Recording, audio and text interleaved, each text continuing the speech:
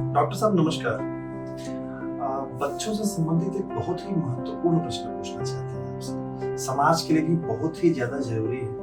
आज अक्सर हम देख रहे हैं 5 वर्ष, 6 वर्ष, 7 वर्ष के बच्चे मानसिक तनाव में, शिक्षा को लेकर कई बार वो इतने ज्यादा टेंशन में होते हैं। इतनी कम उम्र के बच्चे अपने माँ बाप से भी कुछ शेयर नहीं कर पाते। कारण जो भी हो, माँ बाप भी इसका सही समय पर अंदाज नहीं लगा पाते कि बच्चे के मन में क्या चल रहा है, और कई बार तो बच्चे अपनी जीवन लीला भी समाप्त कर लेते हैं। इस मानसिक तनाव से बाहर आने का, बच्चों के साथ माता पिता का संबंध इतना अच्छा हो जाए कि बच्चा हर चीज माँ बाप से शेयर करे और माँ बाप को समय रहते सब कुछ पता चल सके, ताकि इन चीजों को रोका जा सके। इस पर आप क्या कहना चाहेंगे? ऐसा मनोज जी, आपने जो सवाल किया है ये सिर्फ सवाल नहीं है, पूरी दुनिया का यथार्थ है, भारत का भी यथार्थ है।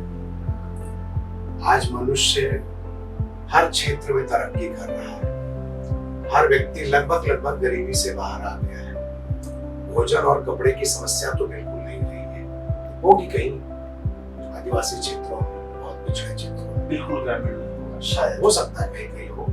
घर की समस्या भी अभी है, पूरे देश को घर नहीं मिला है, सरकार को नहीं मानती है, इसलिए योजनाएं चल रही है घर में। लेकिन ज्यादातर लोगों के पास रोटी कपड़ा मकान हो गया है। शहरों में तो लगभग सबके पास है, भले किराए का है लेकिन है घर, छत है, बारिश में भीगता नहीं। कुछ लोग होंगे शायद भीगते, फिर भी हर व्यक्ति स्वयं तनाव में है। मैं अपनी उम्र में जो मैंने देखा है, अपने जीवन में भी जो देखा है, आसपास देखा है, हर आदमी आर्थिक तरक्की किया है पिछले 30-40 सालों में, और खास करके पिछले 20 सालों में तो एकदम बहुत बड़ी स्पीड में तरक्की हुई है, चाहे गांव की चाहे शहर की। उसी अनुपात में जैसे अन्य बीमारियां भारत में बढ़ी है, कैंसर, टीबी, हार्ट की प्रॉब्लम इस समय बहुत बढ़ी, बहुत लोग मर रहे हैं। लेकिन दुखद बात यह है कि पूरी दुनिया में लगभग 10 से 11 लाख लोग आत्महत्या करते हैं एक साल में। उसमें भी भारत, जैसे पूरी दुनिया में आत्महत्या हो रही, भारत में चिंता का विषय है, बहुत चिंता का विषय है। और चिंता के विषय के साथ साथ इस पर कुछ करने का भी विषय है कि हर व्यक्ति को कुछ करना है। ये व्यक्ति की समस्या नहीं है, हर व्यक्ति की समस्या है। ये किसी राज्य की समस्या नहीं है, किसी प्रांत की समस्या नहीं, किसी देश की भी समस्या नहीं है, हर व्यक्ति की समस्या है। तो इससे हमें बाहर आने के लिए कुछ करना होगा। आपको मैं बताऊं, जो एनसीआरबी भारत की सरकार की संस्था है, जो अपराध को लेकर जानकारी देती है, crime records bureau, crime records bureau जो भारत सरकार को बताती है, पार्लियामेंट में उसकी रिपोर्ट है, अभी 2023 तक की आई है, 24-25 की भी आई नहीं है।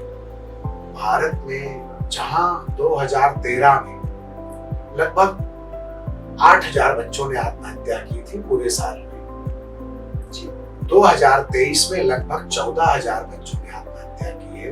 औसत निकालेंगे तो 38 से 40 बच्चे प्रतिदिन आत्महत्या करते हैं भारत में। उसमें भी अभी कुछ दिन पहले कक्षा 4 में पढ़ने वाली बच्ची जयपुर में नामी गिरामी स्कूल में एक 3री या 4थी मंजिल से कूदकर प्राण दे देती है। हमारे पास में, हमारे यहाँ न्यू बॉम्बे में एक 9th का बच्चा आत्महत्या करता है। जैसे कि मैंने कहा कि जो सरकार कह रही है उस आधार पर ही लगभग 38 से 40 बच्चे हर दिन आत्महत्या कर रहे हैं उस समय। आज से 15-20 साल पहले ये आत्महत्याएं भारत में ज्यादातर जब परीक्षा के परिणाम आते थे 10वीं 12वीं के, तब होते थे। अब ये कॉमन हो गया है, आए दिन होते रहते हैं। इसके बहुत सारे कारण हैं। सारे कारणों पे तो हम संक्षेप में चर्चा नहीं कर सकते, लेकिन जो सबसे बड़ा कारण है वो यही है कि हम लोग बच्चों को मशीन बना रहे हैं और खुद भी मशीन बन चुके हैं। किसी भी स्कूल में जाइए, किसी शादी में जाइए, किसी पब्लिक प्लेस में जाइए, हर जगह सिर्फ दिखावा, सिर्फ दिखावा, सिर्फ दिखावा। चाहे वो पद का दिखावा हो, कोई अपनी कार दिखा रहा है, कोई अपने कपड़े दिखा रहा है, कोई अपनी घड़ी दिखा रहा है, वस्तुओं से ही वो लगा हुआ है। एक तो कारण ये कि दिखावे की इतनी ज्यादा जिंदगी जी रहे हैं कि असलियत से दूर हो गए हैं। दूसरी एक समस्या और भी है हर व्यक्ति अपने बच्चे को कुछ बनाना चाहता है। कुछ बनाने में इंसान नहीं है, डॉक्टर है, इंजीनियर है, साइंटिस्ट है, नेता है, ये सब है। कोई पिता माता कभी ये नहीं कहते कि मुझे अपने बच्चे को अच्छा इंसान बनाना है, उस दिशा में वो प्रयास भी नहीं कर रहा है। हर व्यक्ति मशीन बन रहा है। तो मशीन का क्या होता है, मशीन जब तक काम करती है बहुत बढ़िया करती है, लेकिन जब बिगड़ती है तो बिगड़ जाती है, काम नहीं करती। मशीन की एक प्रॉब्लम और होती है, मशीन बनाने वाले को ही तकलीफ देती है। भस्मासुर का काम करती है मशीन हमेशा। भस्मासुर की कहानी को भी मैं प्रतीकात्मक मानता हूँ। मुझे नहीं लगता कोई राक्षस था और हमारे शिव इतने बेवकूफ थे कि ऐसे वरदान दे दिए थे। भस्मासुर से मेरा मतलब यही, अपनी टेक्नोलॉजी, अपना साइंस, अपनी व्यवस्था इस लेवल पे हो जाए कि हम हमारा ही नुकसान करें। तो आज हमने अपने बच्चों को तरह तरह की चीजें देकर, रिश्तेदार के बच्चों से उसे अलग कर, पड़ोसी के बच्चों से उसे अलग कर, दादा दादी नाना नानी से उसे दूर कर कि दादा दादी पुराने जमाने की पुरानी बात करेंगे, बच्चा सीख जाएगा तो गड़बड़ कर देगा। नानी अनपढ़ है, उससे क्या सीखेगा, उससे अलग कर दो। गांव से दूर कर दिया, जड़ों से दूर कर दिया, तो हमने बच्चे को मशीन बना दिया है। और मशीन का तो काम है कि ठीक से चल रही है तो चल रही, नहीं चल रही तो खुद को तोड़ देती है। तो ये आत्महत्या उसी तरह की घटना है। बहुत से कारण है, उस पर मैं भी नहीं चाहूंगा। मैं भी एक काम की बात आपसे जरूर करना चाहूंगा। जो लोग इस वीडियो को देखेंगे उनके लिए कारणों पर ज्यादा चर्चा ना करके उपाय पर हम लोग चर्चा करते हैं, इससे बचा कैसे जाए। कारण तो बहुत सारे लोग गिना देंगे, आप भी कुछ बता देंगे और भी कोई कुछ बता देगा। उपाय क्या है? मुझे लगता है कि इसको बहुत गंभीरता से सोचना होगा। और सोचने में पहला सवाल ये आएगा कि अगर बच्चे को अच्छा इंसान बनाना है तो क्या मैं अच्छा इंसान हूँ? क्या मुझे अपने भाई की पीड़ा में पीड़ा होती है? सगे भाई की मैं बात कर रहा हूँ। क्या मुझे अपने पिताजी की तकलीफ में तकलीफ होती है? क्या मेरे माता पिता किसी वजह से, मेरी मजबूरी भी हो सकती है, गांव में रहते हैं या मुझसे अलग किसी शहर में रहते हैं, तो मैं उनके लिए क्या कर पा रहा हूँ या क्या कोशिश कर रहा हूँ? तो सबसे पहले हर व्यक्ति को, हर पेरेंट्स को स्वयं को जानना होगा, स्वयं को पूछना होगा। और स्वयं को जानेंगे तो ये भी जानना है, थोड़ा गहरे जाना होगा कि क्या मेरे पास 100 कार हो जाएगी तो मैं मरूंगा नहीं? क्या मैं भारत का सबसे बड़ा पद पा जाऊंगा तो बीमारी से मुक्त हो जाऊंगा? क्या मेरे पास 10 बेड होगी तो 10 बेड पे सो सकता हूँ? क्या कई कारें होंगी तो एक साथ कई कारों पे चल सकता हूँ? हर व्यक्ति एक वक्त में एक सीट पर बैठ सकता है, चाहे बाइक हो चाहे कार हो। हर व्यक्ति एक वक्त में एक बेड पर सो सकता है और उतनी ही जगह लेगा जितनी उसके शरीर की लंबाई चौड़ाई है। हर व्यक्ति एक वक्त में एक वक्त का ही खाना खा सकता है। आप दोपहर को रात का खाना नहीं खा सकते। फिर इतना संचय क्यों कर रहे हैं? इतनी धन की भूख क्यों? इतनी पद की लालच क्यों? ये सोचना होगा। जिस दिन इसका उत्तर आपको मिल जाएगा, और वो जो उत्तर मिलेगा आपके अपने खुद के चिंतन से, वो आप अपने बच्चे को शेयर कर पाएंगे। तब आप उसको मशीन बनाने से बचेंगे और खुद भी मशीन बनने से बचेंगे। शमशान भूमि जब कोई जलता है, इतने छोटे छोटे टुकड़े में देखता हूँ, काले काले कार्बन बन जाता है। वो ज्यादा धन कमा लेगा तो इतने बड़े टुकड़े हवा में नहीं उड़ेंगे। या किसी धर्म में गाड़ देते हैं तो ज्यादा धनवान है तो गाड़ते ही नहीं, गल जाएगा। 4-5 साल लगेगा उसको गलने में, हड्डियों को तो कई साल लग जाएंगे। इस सच को स्वीकारना है कि इतना कुछ किसके लिए, कितना मुझे चाहिए। ये जब समझ में आ जाएगा तो आप अपने बच्चे को भी समझ जाएंगे मुझे मेरे बच्चे की क्या जरूरत है, जो इसके 60, 70, 80 साल का जीवन है। उस हिसाब से आप प्लान करेंगे। हजारों साल का प्लान आप करना बंद कर देंगे, कई पीढ़ियों का प्लान करना बंद कर देंगे।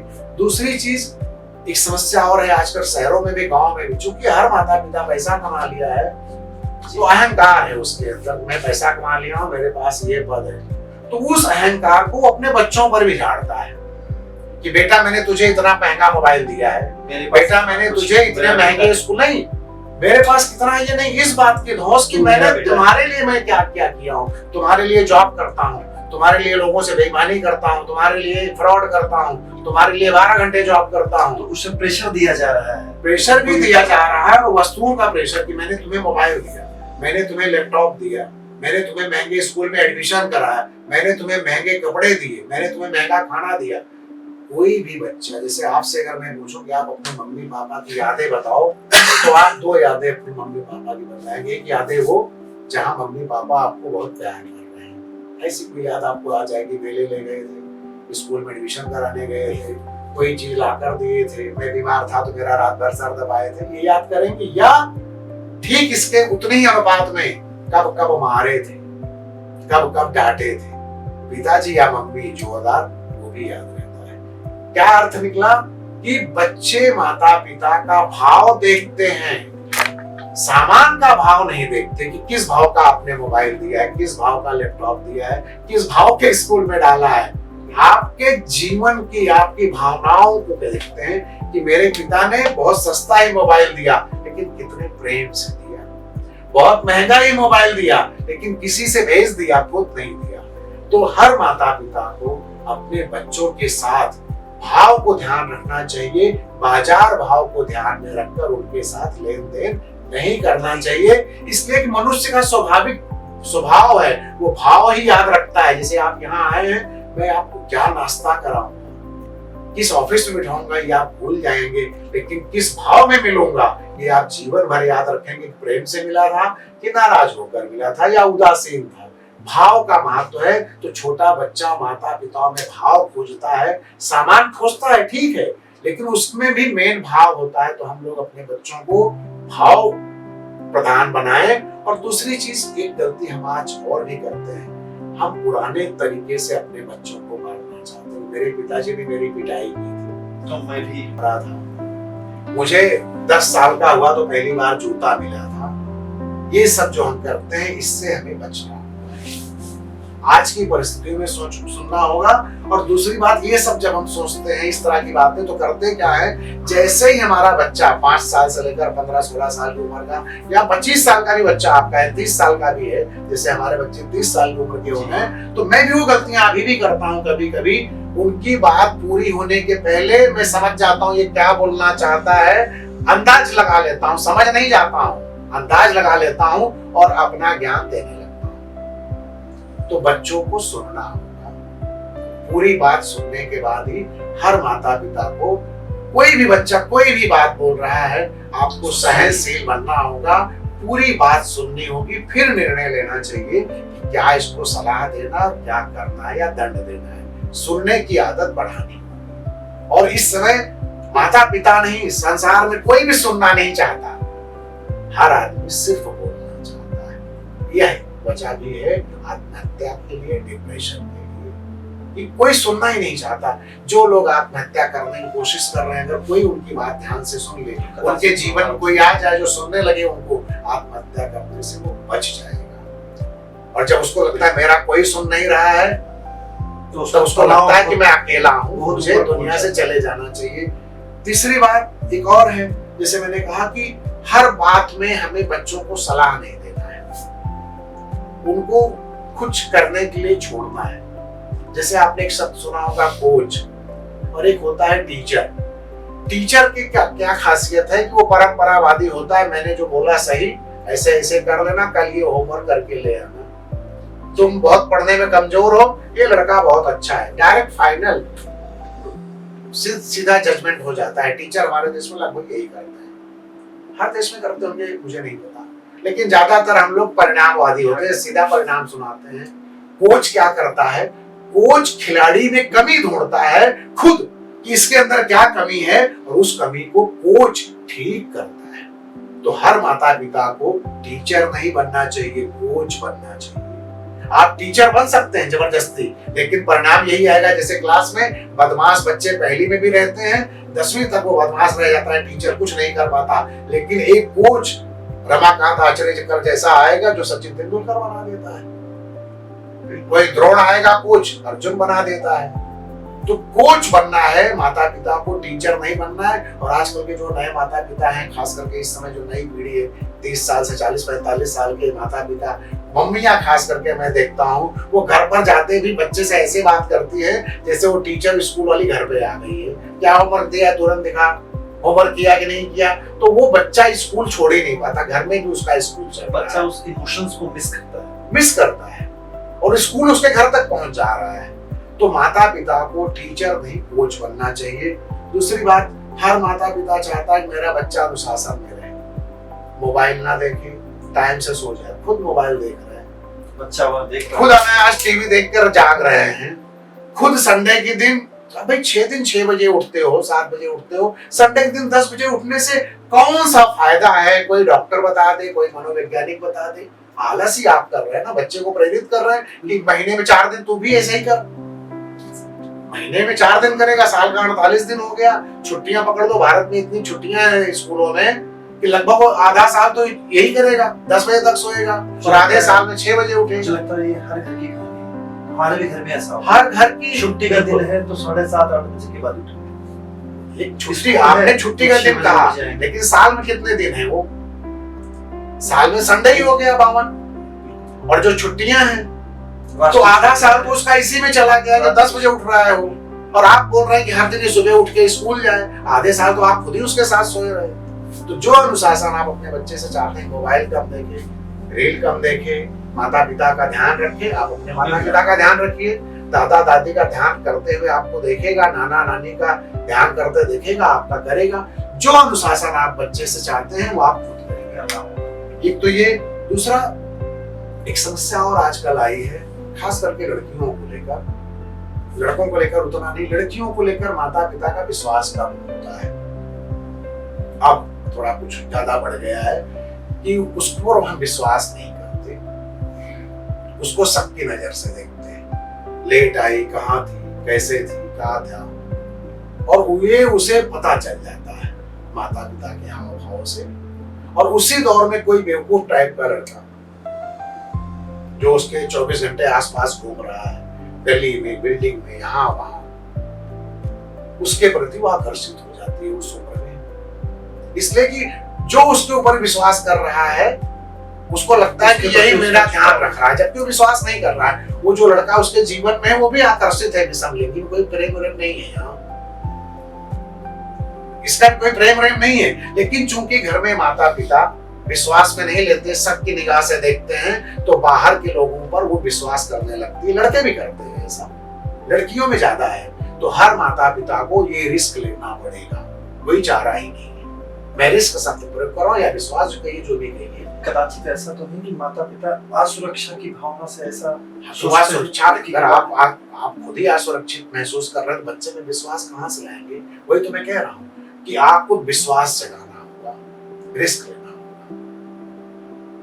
और तालमेल के साथ लेना होगा। ऐसे नहीं कि विश्वास कर लिया है, कभी भी आए कभी भी जाए, नहीं, आपको जागरूक रहना है। जैसे मैं कभी कभी उदाहरण देता हूँ, एक छोटा सा बताऊं, थोड़ी बात लंबी हो जाएगी, फिर भी बताना चाहूंगा।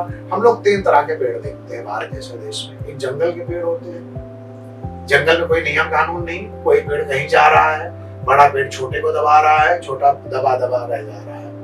एक पेड़ है जो यहाँ पर मेरे बगल आप देख रहे हैं, गमले में है, यहाँ अंदर है ये, इसको मैं पानी दूं, 1 हफ्ता ना दूं तो सूख जाएगा।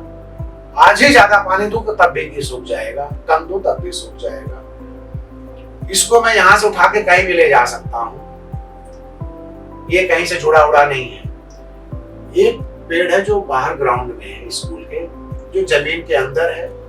मौसी हम सब मिलकर उसकी देख रेख करते हैं, उसकी पत्तियां काटते हैं, कभी उसमें कोई परेशानी आई, यहाँ एक नर्सरी है वहां से दवा लाकर छिड़काव करते हैं। ये 3 पौधे हमें ये बता रहे हैं कि ऐसा पौधा हमें नहीं मारना है। गमले की तरह की थोड़ा सा परेशानी होगी तो आत्महत्या करने लगे। बाहर जो पौधे हैं, बाहर जो पौधा गार्डन वाला है, ये गड़बड़ हो रही है तो काट छाट भी करनी है, लेकिन और जड़ से जोड़ के रखना है, गमले में नहीं रखना है।